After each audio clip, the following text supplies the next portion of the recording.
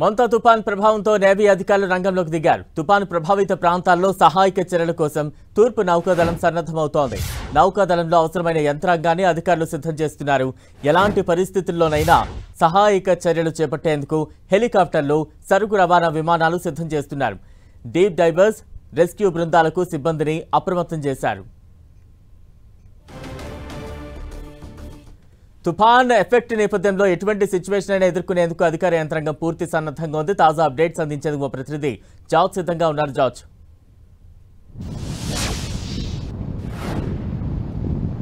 తుఫాను ప్రభావిత ప్రాంతాల్లో తూర్పు నావికాదళం యొక్క సేవలు అమోఘమనే చెప్పాలి. ఎప్పుడూ కూడా వారు తుఫాను ఏర్పడినప్పుడు తగిన సహాయ సహకారాలు అనేవి కూడా ఎప్పుడూ అందిస్తూ ఉంటారు. ఈ నేపథ్యంలోనే ఈ మోంతా తుఫాను నేపథ్యంలో విశాఖ జిల్లా కలెక్టర్ అలాగే కొంతమంది అధికారుల కోరిక మేరకు వాళ్ళంతా కూడా ఈ తుఫానుకు సంబంధించి రెస్క్యూ టీంను సైతం కూడా సిద్ధం చేశారు. తూర్పు నావికాదళ ఆధ్వర్యంలో 2 హెలికాప్టర్లు సైతం కూడా సిద్ధం చేశారు. అంతేకాకుండా సరుకు రవాణా అంటే ఇక్కడి నుంచి వాళ్ళకి ఏదైనా ఆహారం కానీ ఇతర వస్తువులు, మందులు కానీ ఇవన్నీ తీసుకువెళ్ళడానికి సైతం కూడా సరుకు రవాణా విమానాలను సైతం కూడా సిద్ధం చేశారు. డీప్ డైవర్స్ తో పాటు రెస్క్యూ టీములు సైతం కూడా సిద్ధం చేశారు. ఎందుకంటే ఇప్పటికే చూసుకున్నట్లయితే కనుక ఏపీ వ్యాప్తంగా చూసుకున్నట్లయితే కనుక ఎన్డీఆర్ఎఫ్, ఎస్డీఆర్ఎఫ్ బృందాలు సైతం కూడా పెద్ద ఎత్తున అయితే ఇక్కడికి రావడం జరిగింది. ఈ నేపథ్యంలో చూసుకున్నట్లయితే కనుక తూర్పు నావికాదళ సైతం కూడా సంసిద్ధమైందనే చెప్పుకోవాలి.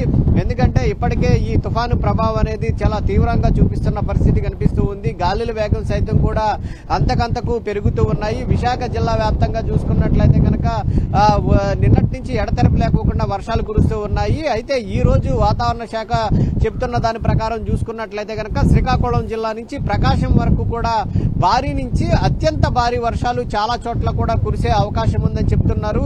అయితే ఈ రోజు 28వ తేదీ సాయంత్రానికి అంటే ఈ రోజు సాయంత్రానికి ఇది తీరాన్ని దాటే అవకాశం ఉంది. కాబట్టి తీరాన్ని దాటే సమయంలో చూసుకున్నట్లయితే కనుక అత్యధికంగా దాదాపుగా 90 నుంచి 110 కిలోమీటర్ల వేగంతో గాలులు వీచే అవకాశం ఉంది.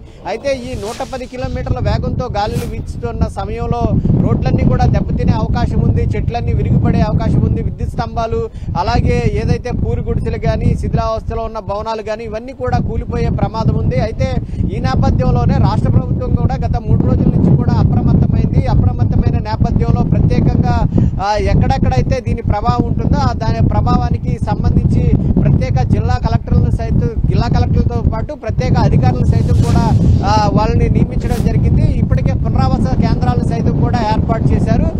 ఎన్డీఆర్ఎఫ్, ఎస్డీఆర్ఎఫ్ బృందాలు కూడా సిద్ధంగా ఉన్నాయి. అయితే వాళ్లతో పాటు సహాయ సహకారాలు అందించేందుకు అంటే ఎక్కడైనా వరదల్లో చిక్కుకున్నా కానీ లేకపోతే ఎక్కడన్నా రెస్క్యూ చేయవలసిన ప్రాంతాలు ఏవైనా ఉన్నప్పటికీ కూడా నేవీ హెలికాప్టర్ల ద్వారా వాళ్ళని తరలించేందుకు సైతం కూడా నేవీ హెలికాప్టర్లు సైతం కూడా సిద్ధం చేశారు. అలాగే వాళ్ళ రెస్క్యూ టీంను నేవీకి సంబంధించిన రెస్క్యూ టీమ్ సైతం కూడా సిద్ధంగా ఉంది. అంతేకాకుండా ఇటు మంచినీరు కానీ ఆహార పదార్థాలు అయితేనేమి కానీ ఇంకా మెడిసిన్ కి సంబంధించినవి కానీ వాటన్నిటిని కూడా సరుకు రవాణా చేసేందుకు ప్రత్యేక విమానాలను సైతం కూడా సిద్ధం చేశారు. సరుకు విమానానికి సంబంధించిన ఏదైతే హెలికాప్టర్లను సైతం కూడా సిద్ధం చేసిన పరిస్థితి అయితే నెలకొని ఉంది. అయితే ఈ తుఫాను ప్రభావం అనేది చూసుకున్నట్లయితే కనుక మరికొద్ది గంటల్లోనే ఇది తీరానికి అత్యంత సమీపంగా చేరుకుంటుంది. ఇప్పటికే చూసుకున్నట్లయితే కనుక మచిలీపట్నానికి అత్యంత సమీపంగా వస్తూ ఉంది. అలాగే ఈ రోజు ఇది చూసుకున్నట్లయితే కనుక సాయంత్రానికి ఇది ఏదైతే మచిలీపట్నం అలాగే కాకినాడ మధ్య తీరం దాటే అవకాశం ఉంది. కాకినాడకు అత్యంత క్లోజ్ గా అయితే ఇది తీరాన్ని తాకే అవకాశం ఉంది. కాబట్టి తీరం తాకిన తర్వాత దాదాపుగా 4 గంటల పాటు దీని ప్రభావం అనేది చాలా ఎక్కువగా ఉంటుంది. ఆ సమయంలోనే దాదాపుగా గాలుల వేగం 100 నుంచి 110 కిలోమీటర్ల వేగంతో వీస్తాయి. ఆ సమయంలో ప్రజలంతా కూడా అప్రమత్తంగా ఉండాలని చెప్తున్నారు. సాధ్యమైనంత వరకు ప్రజలెవరూ కూడా అవసరమైతే తప్పించి బయటికి రావద్దని ఇప్పటికే హెచ్చరికలు అయితే జారీ చేశారు.